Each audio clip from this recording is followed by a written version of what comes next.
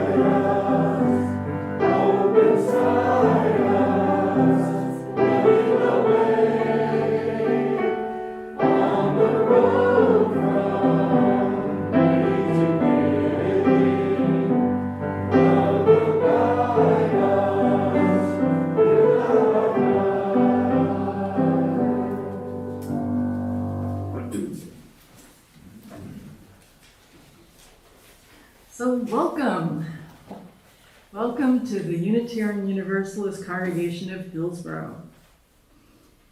We are an open and welcoming congregation.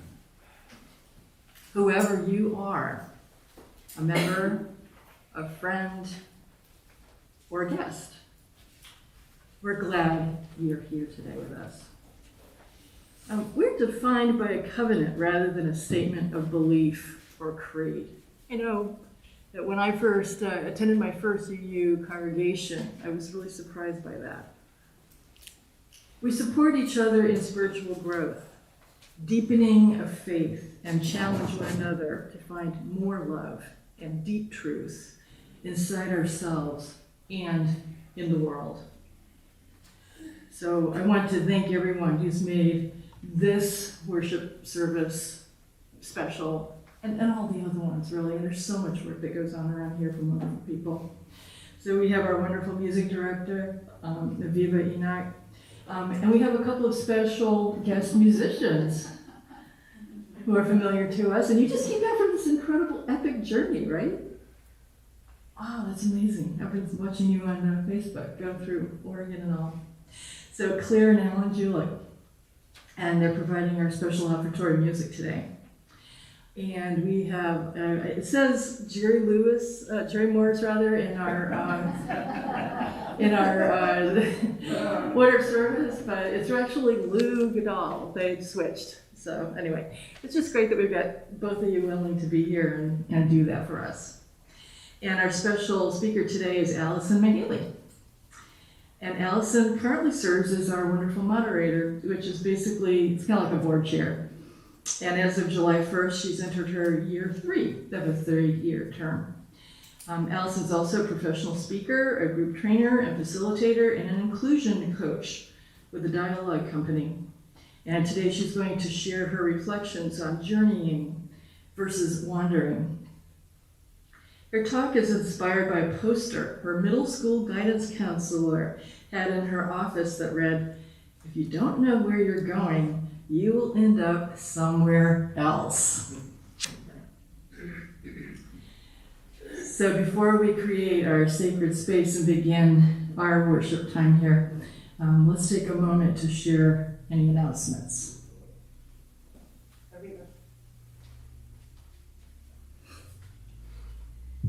If you enjoy singing and would like to join us to sing for the offertory on July 31st, 2 weeks from today, We're going to be gathering after the service. We'll take a quick bio break, grab a cup of coffee, and then by no later than 11:45, we'll just do a little brief run through. It should not take more than half an hour, probably less, probably more like 15-20 minutes. Anybody is welcome. You just have to enjoy singing, and if you're able to be here 2 weeks from today, you're welcome to join us.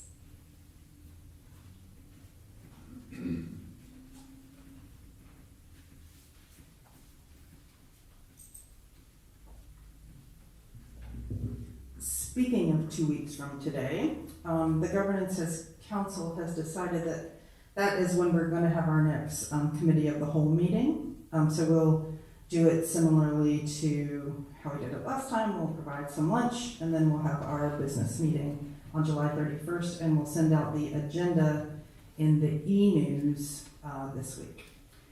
So that date is July 31.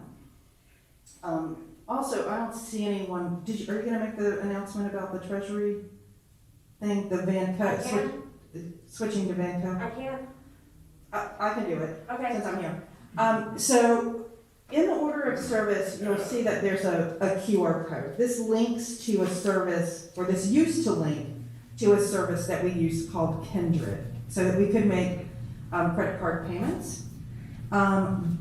The service that we now use is Vanco. So Sam, I'm not sure if this has been updated in here. It has.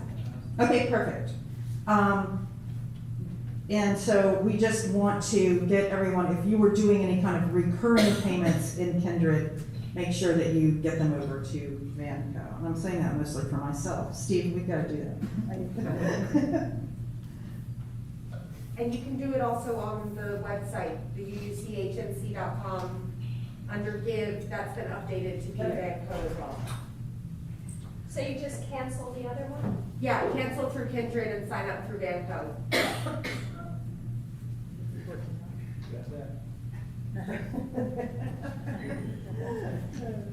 Yeah, so what you're saying is that if you were doing the Kindred, that you need to shut down that account and do a new one. Yeah.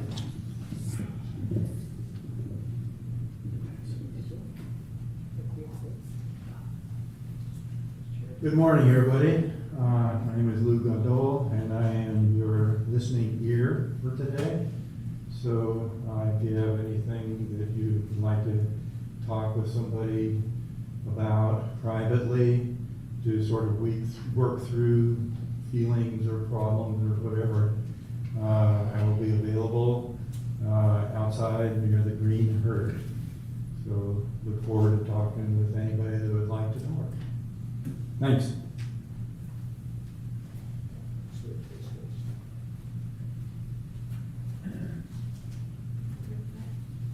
Hi everyone, I'm Sam. I'm the new program admin. I've got the pleasure of meeting most of you, but for those who don't know me, I just wanted to announce that I'm working on planning / facilitating the summer workday that's coming at the end of August. Watch out for an announcement for the specific date. I just wanted to let everyone aware that is coming up at the end of August. Oh, to get ready for in-gathering. Do you want to announce the date of in-gathering? Yes, the in-gathering is set for September 11th.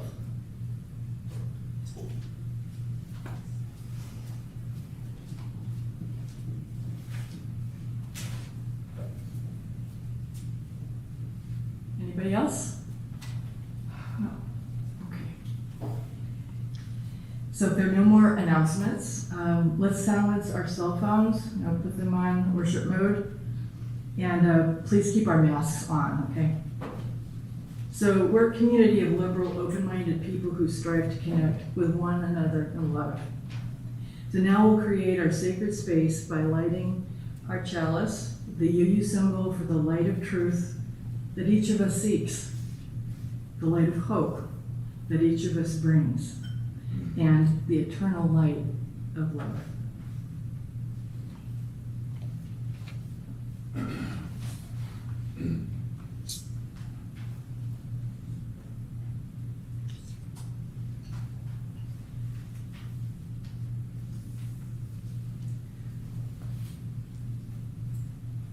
Walking the Crooked Path by Thomas Rhodes. Holy Spirit of life and love, you who are our source and our ultimate destiny, lead us this day on a crooked path. So often we are in such a hurry, taking the direct route to our goal, not allowing ourselves to be distracted, sometimes being too direct with one another in all that we seek to do, to be, to have. But we can see that no river takes a direct path to the sea. Your trees and bushes sprout crooked limbs, and birds, beasts, and insects meander in their search for food, shelter, or a mate. We lose so much when we take the direct route. The interstate which bypasses the quaint township, the arrow that misses the mark, the chance to stop and say hello and how are you, and really listen to the reply. So lead us on the crooked path, past wandering streams and crooked trees, following our heart's desire, not just duty's demands, for the crooked path also leads us home. Everyone stand in body or spirit as we sing our opening hymn. I don't know the number. 94. Number 94. 9-4. What is this like?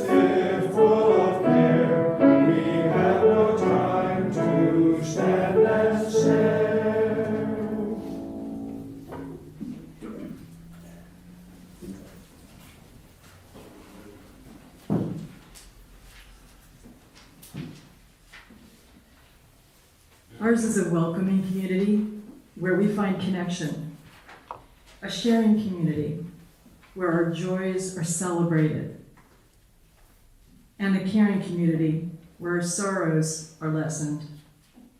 Each Sunday we take some time to reflect on the special happenings that have occurred this week among our members and friends. Some choose to share aloud while others choose to remain silent. Here, we make room for both. For those of you who would like to share aloud, please take a moment before we begin to center yourself and collect your thoughts so that what you share this morning is personal, heartfelt, and brief.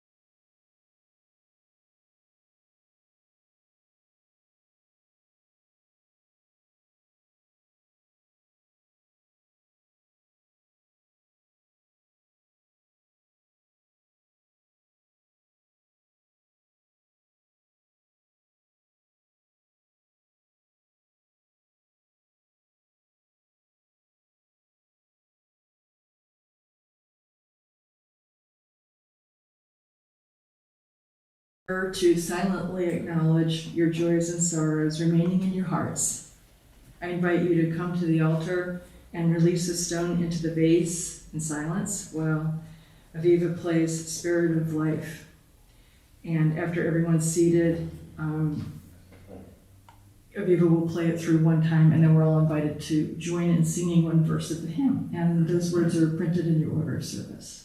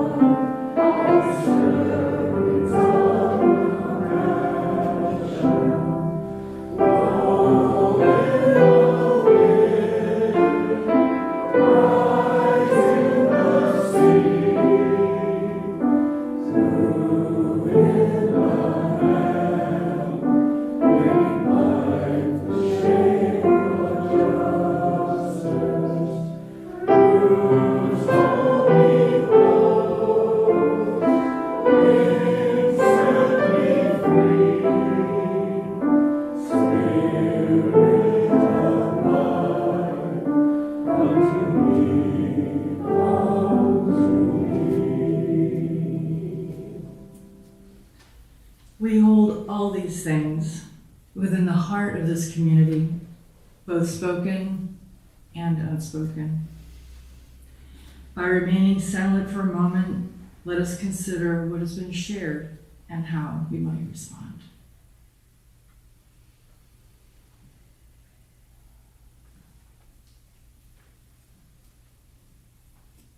May the community respond with Amen and blessed be. Amen and blessed be. So here's a story for all ages. It's called Be the Boss, and it's a Zen story. So a horse suddenly came galloping quickly down the road. And it seemed as though the man had somewhere really important to go to. Another man who was standing alongside the road shouted, "Where are you going?" And the man on the horse replied, "I don't know. Ask the horse." Did I teacherize it? Yes. She said I could teacherize it. So the theme of this story's message is, are we conscious of our journey? Or are we like the rider, letting the horse decide where to go? Yes. Oftentimes we are, right? Yeah, I mean, that's just the way we are. So the story teaches us to be mindful of the journey. You know? That's the wisdom there. So to be mindful of the journey that we're on, and I'd say mindful of the moment that we're in. Not just to be at the mercy of our mindlessness and unaware activity. And so with that, let's hear from Allison and Mahaley. Amen. Because you know what? Moments matter. They absolutely matter. That's all there is. Good morning, everyone. Good morning. I feel like this is right in my face. It's a little too close. I need to move it back. Thank you. Okay. So, journeying versus wandering. Wandering means traveling aimlessly from place to place. To wander through the woods on a morning walk, to wander through a few stores, not really shopping, just looking. To wander implies something relaxed and open to spontaneity. My husband Steve and I love to wander through new places when we travel with no particular agenda, simply exploring. Wandering is aimless and lovely.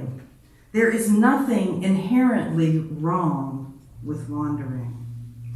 But it does imply that there is no plan, no set destination. The existence of a plan is what differentiates wandering from a journey. 2 weeks ago, our speaker, Anna Jean Mayhew, gave a pretty thorough definition and explanation of the concept of journey. As a professional writer, her explanation was both poetic and prophetic, explaining how a sudden change in her life, the loss of her father and a small inheritance, allowed her the means and courage to change courses abruptly, drop everything in Charlotte, relocate to this area, and pursue her lifelong dream of becoming a writer. Her journey was told in retrospect because I am sure that as she dove into this new life, she felt like she was riding that wild horse from the Zen story with little control of where she would end up. Then last week, Reverend Jim Lewis shared with us his very personal journey story, also one of making a major life change after the loss of a parent. I thought it was interesting that they both had that in common. With great vulnerability, he shared very personal details of the despair he experienced after his mother died, even though he had been telling her that after she passed, he would be moving across the country for a love relationship. He was surprised to find himself experiencing panic attacks after he got here, unemployed and uninsured, a plight that can bankrupt someone in America. Jim's journey spotlighted the joy after the despair when we follow through on a plan, journeying towards a goal, journeying towards wholeness even. Both Jim and Anna Jean had a destination. They each had a vision of themselves in a future that could only be achieved if they broke from their former selves, embraced change, and made deliberate, perhaps even drastic moves towards those goals. They transformed themselves from one thing to another toward their own wholeness. We all have a journey story, one that explains how we have gotten to here, to this moment in time, often with major course corrections along the way, sprinkled in with some wandering. And these journeys have brought both despair and joy. And if we journey intentionally toward clarity of who we are and what we stand for, we cannot just hope for transformation, but we can make it happen. Raise your hand if we believe we are in control of our destiny.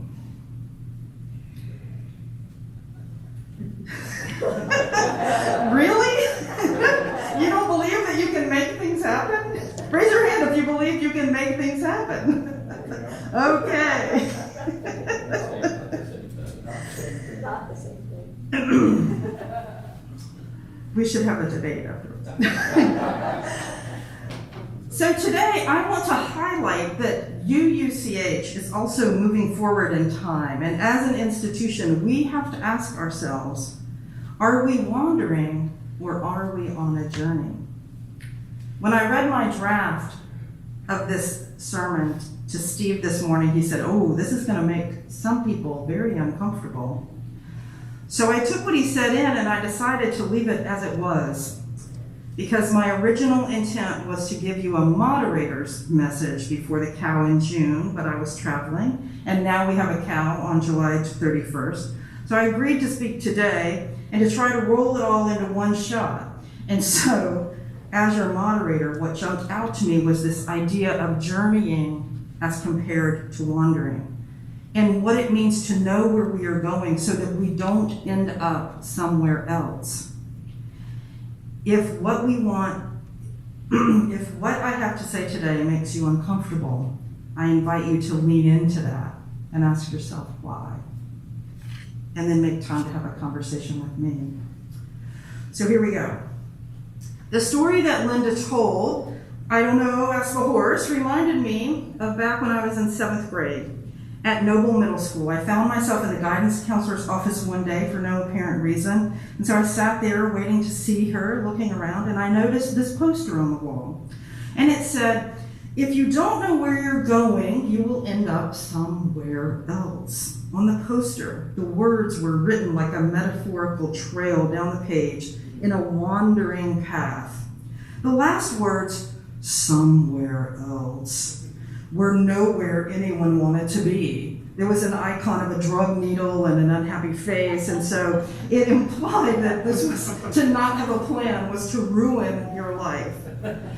But for me, as a girl in the Edwards family into which I was born and raised, where, as I say, I was born between the prince and the dauphin, each equally revered by my parents, I was undaunted about the need for a plan. Because at the ripe old age of 12, I was destined to get married and have children. Those were the extent of the aspirations my parents held for me. I didn't question it. All around me, I saw women taking care of children and men making decisions. Furthermore, I had been called into the guidance counselor's office that day where I saw the poster to be asked to babysit for her, not to discuss my class selection, my future plans, my college choice, but rather my availability on Saturday night. So, with all the possibilities and mystery I should have felt by being a smart, athletic, young person, I journeyed toward my destiny to be happily married, become a mother, and grow old within the context of a loving family. And I did all those things with gusto, with great intention. And so by all those measures, I am now truly successful. But a funny thing happened along the way. Feminism. So as I look back to author my journey story, I realize that in almost all ways, and for a long time, I was simply wandering forward. Get married, wander forward, next step. Have a baby or two, wander forward, next step. Enroll them in school and join the PTA while I cook a lot of meals and wash a lot of clothes. Wander forward, next step. Become a soccer mom. You get the picture. I was wandering towards the future. Again, wandering means traveling aimlessly from place to place. And again, if you don't know where you're going, you'll end up someplace else. So in the year 2000, smack middle, in the middle of my 30s, I started attending UUCH, this liberal religious home to the lunatic fringe, as Kira Dorlick called it. It was a place of radical acceptance where smart and funny people who were well-spoken gathered regularly. Their ideas challenged me. These people loved me. They cradled me and called to me like no other experience in my life. The people that I met here, Barbara Green, Bridie Palmore, Peg Wolf, Amy Tattersall, Margaret Trisellini, Nancy Wilderman, these women were closer to my mother's age than to mine, but they were so very different than my mother. They were so free. They were liberated, and they all had a few battle scars to prove it. These women became my role models. I started claiming space, not just as a woman fulfilling womanly roles, but also as a liberated woman who was finally allowed to claim space and be something other than a mother, a wife, a sister, a daughter. all of those roles only allowed me to exist in the context of the other. You see, someone is not a wife without another person creating the context of that role. Same as mother. The role of mother depends on a child to create the context of that identity. Or maybe, I don't know, maybe it was something about turning 40 that caused me to realize that I deserved an identity and a space that was all my own, a space that was independent of the contextualization of someone else's existence. As I started to think of myself as liberated, I became keenly aware that the roles and expectations that had been ingrained in me by my family of origin were oppressive. Oppression. A system that locks us in one place. Oppression is the opposite of journey. According to the dictionary, oppression is prolonged unjust treatment or control. The overturning of Roe has brought a lot of this up for me recently. My journey towards liberation from the patriarchy continues and causes me to sometimes suspect men and their motivations. And it makes me prickly when questioned, because I know that regardless of how we have all tried, the patriarchy is not gone. My parents were not monsters raising me this way. They were simply conservatives, rejecting the feminist movement of the 60s and 70s. And I was not just a product of them, I was also a product of the broader culture with a free will of my own. And so as I look at my own journey, it encompasses a great deal of time, energy, and contemplation about how to break free from the patriarchy, the system of oppression that grants men privilege and power, a system that erases women or places them in the background. And unfortunately, many women also participate in this system. But UUs have worked for decades to eradicate the patriarchy. And we have made strides. But as we have attempted to welcome the trans community, some of our failings have been revealed. The effort to upend the patriarchy was told in a 2007 article in the UU World magazine by Kimberly French. She tells the story of Lucille Shuck Longview, who set out on the journey in 1975 to change Unitarian Universalism, to fundamentally change it. In short, Longview wrote a resolution for GA calling on congregations to re-examine their teachings that perpetuate attitudes that cause women everywhere to be overlooked and undervalued. The resolution passed unanimously in 1977. After the resolution passed, language was changed in our principles and our hymns, and eventually this led to the 1985 Principles and Purposes document, which substantially rewrote the former 6 principles to remove sexist language, and it added the 7th principle in 1985 about the interconnected web of all existence of which we are a part. There were 3 goals of this change. 1, bring forth more women ministers. 2, root out patriarchal words and concepts and create non-sexist language. And 3, write feminist curricula. All these goals were achieved. However, as Rosemary Madison, a longtime women and religion activist, said, when asked if the UUA had achieved transformation, she said, "We don't want a piece of the pie. We want a new recipe." A journey continues. The UUA and UUs continue to seek transformation and deeper liberation, leading us to more full inclusion.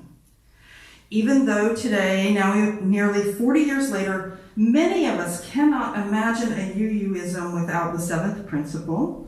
We couldn't recognize a worship service without a chalice lighting, joys or sorrows, or a congregational year without a water ceremony.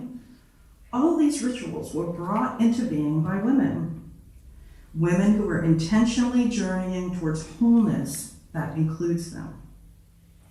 And many UUCHers participated in that journey, some in very significant ways, most notably helping found the UU Women's Spirit Movement, an experience that happens biannually at the Mountain Retreat Center.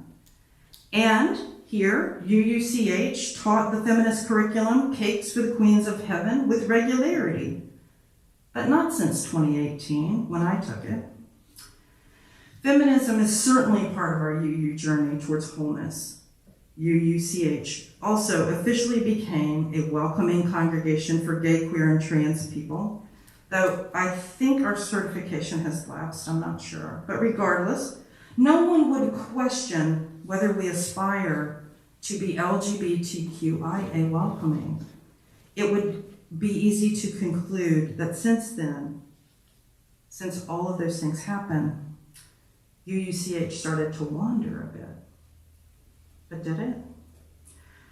I don't think so, but I am biased, I know that. Right now, the UUA is being led by some very strong women, and they are pushing towards a more inclusive Unitarian Universalism. Our president, Susan Frederick Gray, the UUA president, and Paula Cole-Jones are fearlessly leading us toward new liberation theology of anti-racism attitudes and actions. Just as Rosemary Madison and Lucille Shook Longview had a vision of a non-sexist UUism, Gray and others are leading the way towards a new UUism that is welcoming and inclusive for people of color. A movement has been growing from congregation to congregation to congregation to adopt an eighth principle. It reads, "We, the member congregations of the Unitarian Universalist Association, covenant to affirm and promote journeying towards spiritual wholeness by working to build a diverse, multicultural, beloved community by our actions that accountably dismantle racism, dismantle oppression in ourselves and our institutions." As one of many, but one of the chosen leaders of this organization, I ask myself, where are we headed now? Are we simply wandering from place to place, this stop, then this stop? Or are we on a journey to fulfill the promise of a vibrant, liberal UU religious community? Or are we wandering from point to point? Do we know where we are headed? Can you visualize what it would look like when we achieve our goals? Or are we just happy to be here today? Both things can be true. But I come back to our long-range plan, the one that we painstakingly developed and passed at the COW in the fall of 2019. How many of you were members here in 2019? Many of you. We were supposed to be done with that by now, and on to a new one even more vibrant and audacious than the last one, but 6 months into that plan, COVID struck.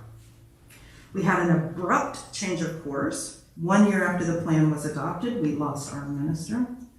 Now, we have been back in the building for 1 year, post-shutdown. We just passed our new budget in which we commit to hiring a part-time professional minister, someone who can help provide pastoral services and a few sermons to this organization. But where are we headed? For this congregational year, 2022-23, the GovCo decided to focus on, and this is our mission for this year, our congregation will create a welcoming culture of new and existing members, friends, and families that leads to a deeper, spiritually based, interconnected community. We will provide financial resources to support strong religious education and ministry programming. We will engage in outreach with the greater community and create congregation-wide, hands-on, multi-generational, justice-oriented work that is fully supported by the generosity of our shared gifts and resources as we manifest our UU principles in the world. In the long-range plan we currently have, UUCH was clearly headed towards being ground zero for justice work, a powerhouse of an organization that could drive social change in the community and offer spiritual challenges and sanctuary to those who come to worship with us. The vision was one of an interconnected, tight-knit group of progressives who worked together to create a better world, who played together to create joy in their own lives, and celebrated together and took care of one another and mourned together when we needed to, because that is what a religious community does. Are we still committed to that journey? When we sing in one of my favorite hymns, We Laugh, We Cry, we say, we laugh, we cry, we live, we die, we dance, we sing our songs. We need to feel there is something here to which we all belong. It goes on to say, we believe in life and in the strength of love, and we have found a need to be together. And when we come together here at UUCH, fills that need for us to be together. But UUCH is more than a social club. We have a mission to fulfill. Our mission says we partner with the earth, embrace justice, advance freedom of thought, connect in love, and enrich our spirits. But y'all, this is really broad and somewhat elusive. Several times I have really questioned deeply if UUCH is really designed to stay a small congregation, a tiny congregation of people who say that they want professional leadership, but they don't really trust it. I know UUCH was founded out of distrust of other professional leadership. In fact, I was recently reminded of this in a very unpleasant way. But I also know that UUCH intentionally journeyed toward its own wholeness to transform into a different kind of institution, one that can be agile and relevant outside of these walls, a liberal religious institution that has a system for choosing its leaders, a method for accomplishing things, and a way of moving forward with intention, not just to wander from point to point. But where are we now? Are we wandering or are we on a journey? We have been through so much. Are we headed towards the vision that we laid out in 2019, or has the world and our congregation changed too much for that plan to still be relevant? Because y'all, if we don't know where we're going, we'll probably end up somewhere else. Thank you.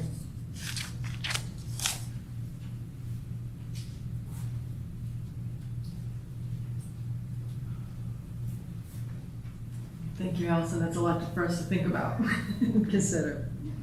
Welcome to my world. So each week we take a monetary offering of donations to support our social justice work in the community. This month, our community partner that we'll share this collection with is Northern Orange NAACP.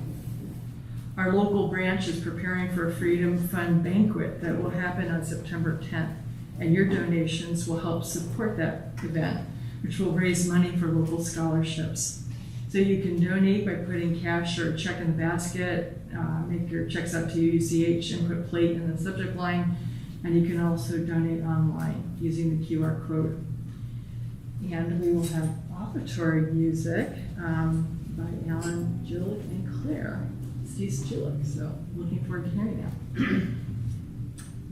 We're going to do an instrumental called Buffalo Girls, and this is related to the song you probably heard Buffalo Gals, won't you come out tonight, come out tonight. So, here we go.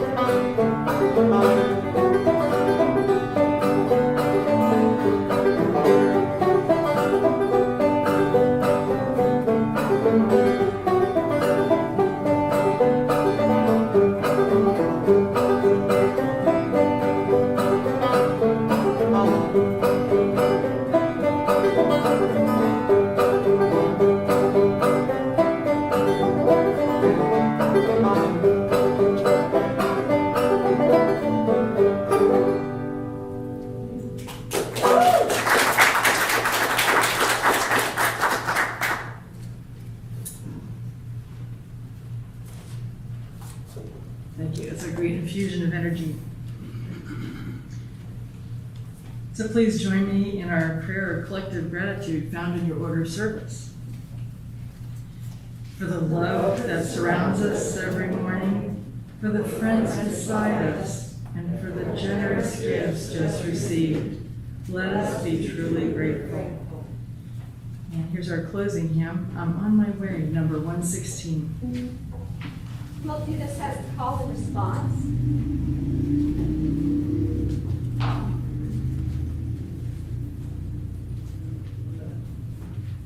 So we'll do this as a call and response, so just repeat after me.